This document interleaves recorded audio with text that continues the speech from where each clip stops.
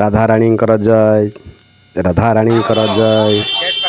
आमे रायगड़ा योगेश्वरी बाबांकर आशीर्वाद बर्तमान पहुँचीचु वृंदावन से निधिवन जो भगवान रास चली से निधिवन भितर पहुँची आमे कीर्तन कर भी सुजोग पाइलु। आपण मैंने भी से कीर्तन में योगदान दिंतु। कीर्तन में योगदान दे निजक सौभाग्य मन करंतु। जय श्री राधे राधे राधाराणींकर जय। एटा देखंतु एठे भगवान श्रीकृष्णंकर राधांकर प्रत्येक जिनिष सामग्री सब मिलूँ जो ठारे कि आपण माने थरे जिबे आपणकर मन भी सेठे लागी जिवो।